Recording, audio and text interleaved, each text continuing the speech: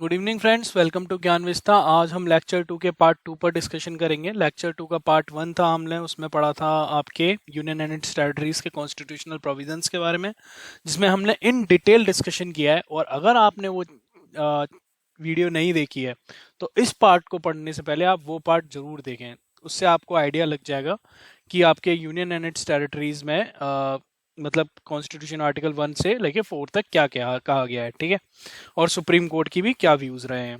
ठीक, अब बात करते हैं हम लोग इंडियन यूनियन का डिसइंटीग्रेशन और बेटर से division of Indian union into the various states based on the linguistic ways या लिंग्विस्टिक पैटर्न। ओके, तो मुद्दा क्या है?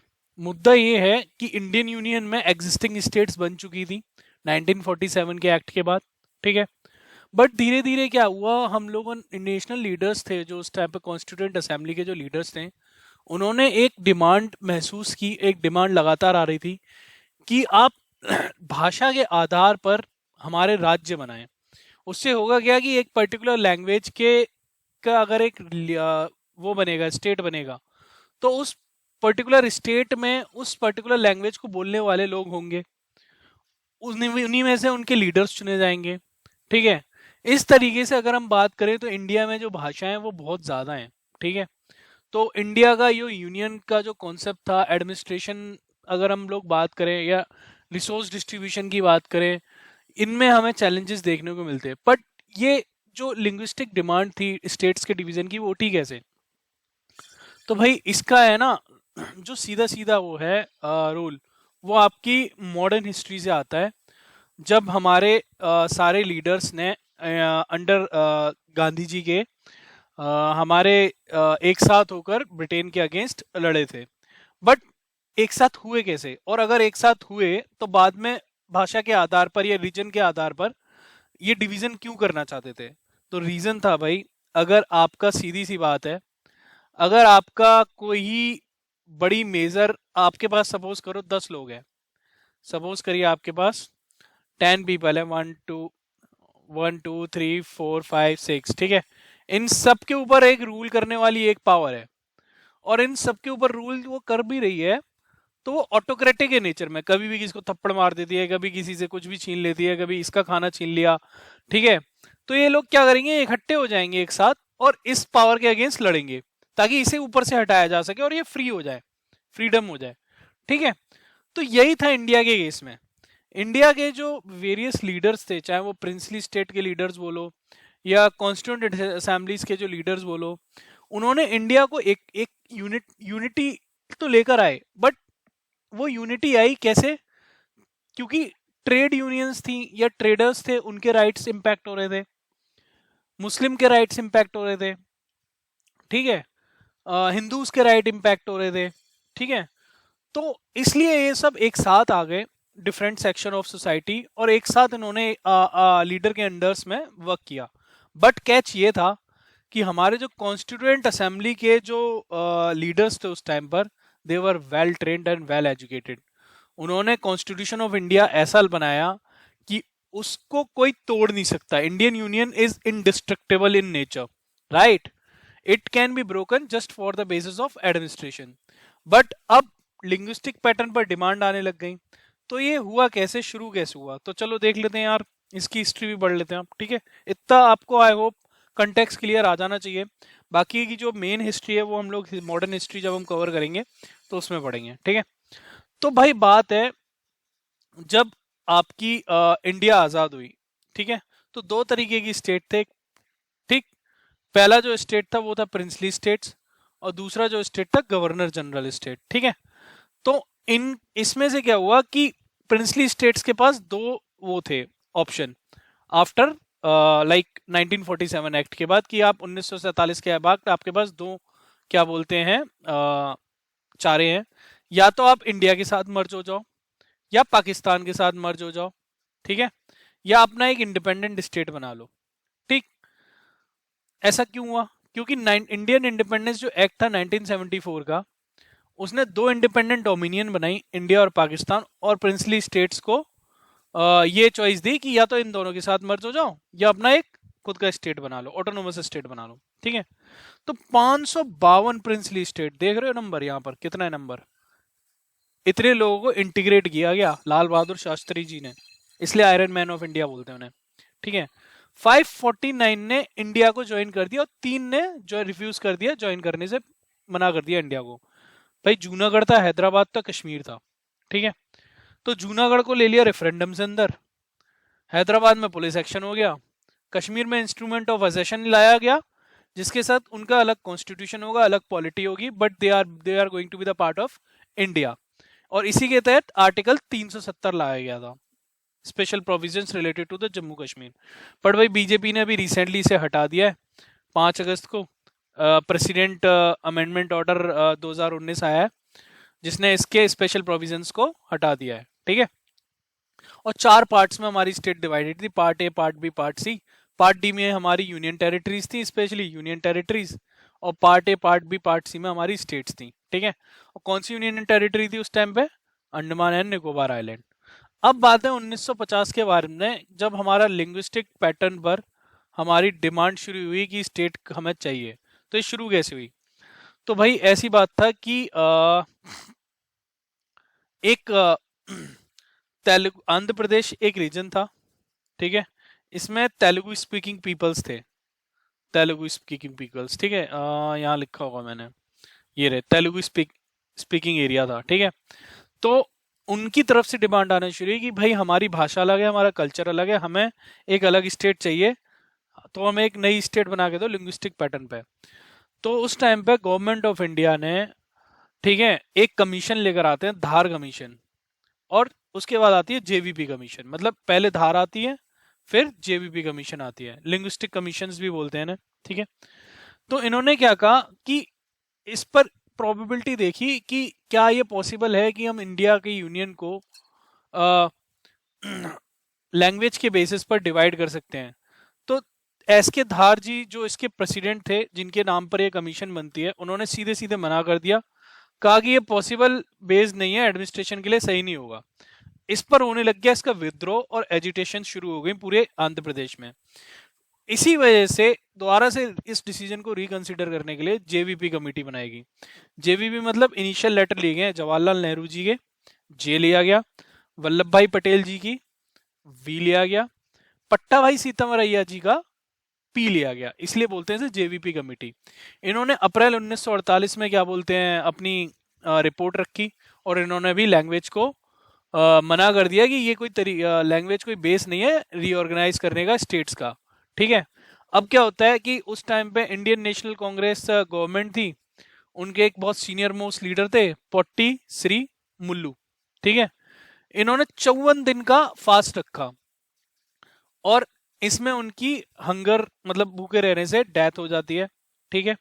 और अंडर प्रेशर आके एजिटेशंस भी बढ़ी बहुत ज्यादा।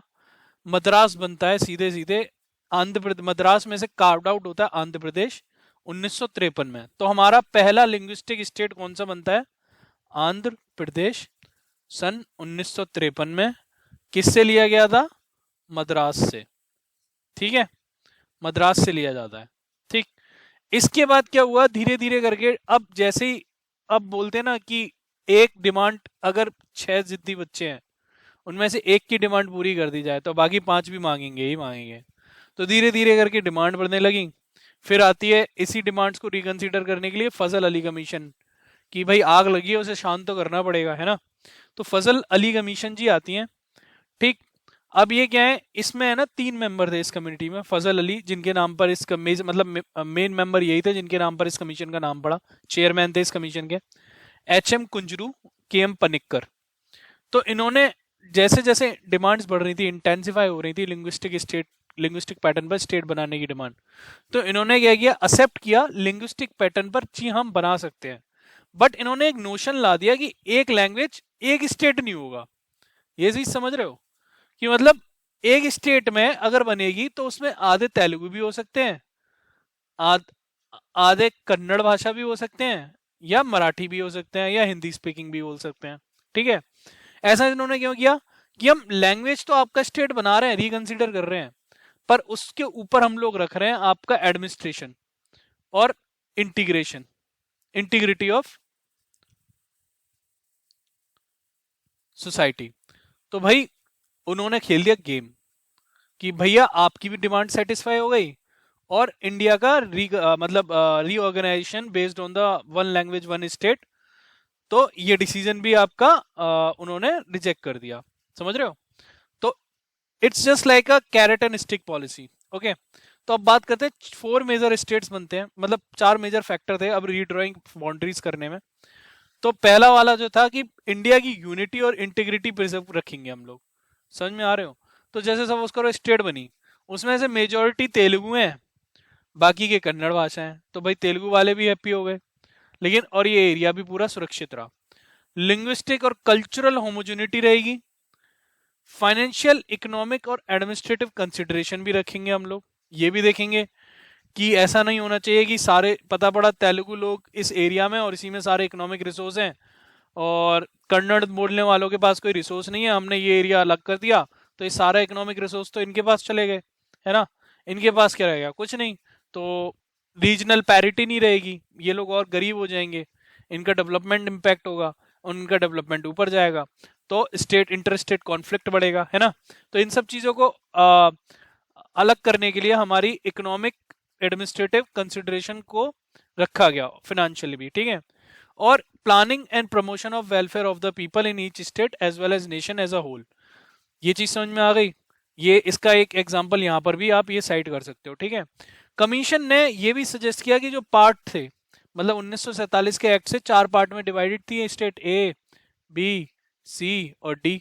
डी में यूनियन टेरिटरीज थी, इनको कर दो आप खत्म। इनको क्या कर दोगे आप? खत्म। और अब इनको बना के 16 स्टेट और 3 सेंट्रली एडमिनिस्ट्रेशन यूनियन टेरिटरीज बनेंगी। इनका कहना ये था, ठीक है। अब गवर्नमेंट ऑफ इंडिया ने ये कर ली रिकमेंडेशन एक्सेप्ट, और अब आता है स्टेट रीऑर्गेनाइजेशन एक्ट 1956, 7वां कॉन्स्टिट्यूशनल अमेंडमेंट एक्ट 1956 आता है, ठीक है। अब बात करते हैं, अब बनेंगी हमारी एक के बाद एक स्टेट। तो भाई देखो बॉम्बे, ठीक है, बॉम्बे टूटता है। बॉम्बे पहले बहुत बड़ा था, महाराष्ट्र और गुजरात के दोनों के एरिया को कवर करता था, ठीक है। महाराष्ट्र जो कि मराठी एरिया, जहाँ पे मराठी बोलने वाले ज्यादा लोग हैं, गुजरात में गुजराती बोलने वाले लोग हैं। 1960 में दूसरे और तीसरे स्टेट बनते हैं, पहला था आपका आंध्र प्रदेश और दूसरा और तीसरा महाराष्ट्र और गुजरात। फिर दादर और नागर हवेली बनती है 10th कॉन्स्टिट्यूशनल अमेंडमेंट एक्ट से 1961 में यूनियन टेरिटरी, ठीक है। गोवा, दमन एंड दीव आते हैं आपके। ये पोर्टुगीज से हम लोग पुलिस एक्शन के थ्रू 1961 में एक्वायर कर लेते हैं, और इसको यूनियन टेरिटरी बनाने के लिए, क्योंकि हमने ये एक्वायर करी थी, ठीक है।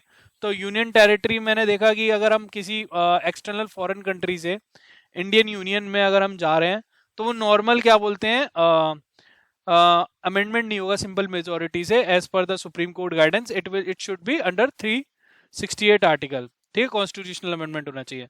तो 12वां कॉन्स्टिट्यूशनल अमेंडमेंट लाया गया 1987 में दमन और दीव को अंडर लाने के लिए, और गोवा को स्टेटहुड बाद सेम ईयर में स्टेटहुड भी दे दिया गया। मतलब दमन एंड दीव गोवा एक साथ बनते हैं ये यूनियन टेरिटरी, और गोवा को बाद में अलग कर दिया जाता है। ये चीज समझ में आई? ठीक है। पुडुचेरी के लिए भी क्या बोलते हैं, 14th कॉन्स्टिट्यूशनल अमेंडमेंट एक्ट लाया गया था 1962 में, ठीक है। नागालैंड आपका नागा हिल एरिया और स्वैंगसांग एरिया था, इस एरिया नागा हिल एरिया को अलग किया गया और स्वैंगसांग एरिया को अलग किया गया असम से। और ऐसा क्यों किया गया? नागास की अलग डिमांड थी कि हमारा कल्चर अलग है और हमारी लैंग्वेज अलग है, तो हमारे को एक अलग स्टेट चाहिए। इनिशियली गवर्नर के कंट्रोल में थी 1961 में, बाद में इसे स्टेटहुड भी, इसको मतलब स्टेट का दर्जा दे दिया गया नागालैंड को, ठीक है। इसी तरीके से मणिपुर, मेघालय और त्रिपुरा भी आते हैं। तो नॉर्थ ईस्ट का आप देख रहे हो कि कितना बड़ा चेंज हो रहा है। पहले आसाम डिवाइड होता है, आसाम से निकलता है नागालैंड, ठीक है। और फिर उसके बाद मणिपुर पहले यूनियन टेरिटरी हुआ करता था, उससे बाद में स्टेट बना दिया गया। त्रिपुरा भी आपका यूनियन टेरिटरी था, वो भी स्टेट बना दिया गया। और मिजोरम और अरुणाचल प्रदेश को नेफा बोला जाता था, मतलब north eastern frontier province administration, north eastern frontal, क्या था इसका नेफा की फुल फॉर्म, एरिया, सॉरी, ठीक है। तो ये दोनों पूरा एक कवर करते थे। इसकी फुल फॉर्म एक बार आप चेक कर लीजिएगा, नेफा की मैं श्योर नहीं हूँ कि नेफा की फुल फॉर्म क्या था, इतना तक तो मैं श्योर हूँ, ए का मैं श्योर नहीं हूँ, ठीक है। तो इस टाइम पे क्या था कि 21 स्टेट्स हुआ करती थी, अब इमर्ज हो जाती हैं। मणिपुर 19 थी, त्रिपुरा 20 थी, मेघालय 21 थी। ये चीज समझ में आ गई। अब मेघालय को स्टेट का दर्जा देने के लिए 22वां संविधान लाया गया जो 1968 में, जिसने मेघालय बनाया गया ऑटोनोमस सब स्टेट, जिसका खुद का लेजिस्लेचर होगा, काउंसिल होगा। पर इसने लोगों को, मेघालय को सेटिस्फाई नहीं किया। फिर उसके बाद क्या होता है, मेघालय में वापस से कुछ चेंजेस होते हैं और ये इसको प्रॉपर स्टेटहुड का दर्जा दे दिया जाता है, इसका मतलब खुद। ठीक है, अब बात करते हैं हम सिक्किम की। सिक्किम का अलग ही सीन है भाई। ठीक है, सिक्किम को पहले स्पेशल प्रोविजंस मिले हुए थे। ये चौग्याल फैमिली से रूल करती थी 1947 के बाद। ठीक है, फिर उसके बाद इसे प्रोटेक्टोरेट बनाया गया, मतलब डिफेंस, कम्युनिकेशन और एक्सटर्नल अफेयर इंडिया के हाथ में रहेंगे, बाकी के आप मुद्दे खुद दोगे अपने आप। 1974 में सिक्किम ने एक्सप्रेस किया कि हम इंडिया के साथ ग्रेटर एसोसिएशन चाहते हैं, तो 35th कॉन्स्टिट्यूशनल अमेंडमेंट लाया गया 1974 में। ठीक है, और इसको एसोसिएटेड स्टेट कहा जाने लग गया। ठीक, फिर होता है कि सिक्किम के लोगों की एस्पिरेशंस अभी भी सेटिस्फाई नहीं थी, तो 1975 में रेफरेंडम होता है और चौग्याल इंस्टीट्यूशन खत्म, मोनार्की खत्म। अब आता है 36 amendment act 1975, Sikkim integral part हो जाता है इंडिया का, और एक स्पेशल प्रोविजन डाला जाता है 371F, जो कि special provision to administration of Sikkim, जो कि आर्टिकल 2A और 10 शेड्यूल में रिपील हो जाता है, जो कि पहले सिक्किम से रिलेटेड डाले गए थे। ठीक है, कौन से एक्ट में डाले गए थे? 35वें कॉन्स्टिट्यूशनल अमेंडमेंट एक्ट से ये चीज डाली गई थी, और 36वें कॉन्स्टिट्यूशनल अमेंडमेंट से हटा दिया जाता है और एक आर्टिकल डाल दिया जाता है 371F। ये चीज समझ में आई? ठीक है, अब बात करते हैं हम लोग मिजोरम, अरुणाचल प्रदेश और गोवा की। 1987 में इन तीनों को स्टेटहुड मिल जाती है। छत्तीसगढ़, झारखंड, उत्तराखंड, ये तीनों भी सन 2000 थी। उत्तर प्रदेश से उत्तराखंड निकल जाता है। ठीक है, बिहार से निकल जाता है झारखंड, और मध्य प्रदेश से निकल जाता है छत्तीसगढ़।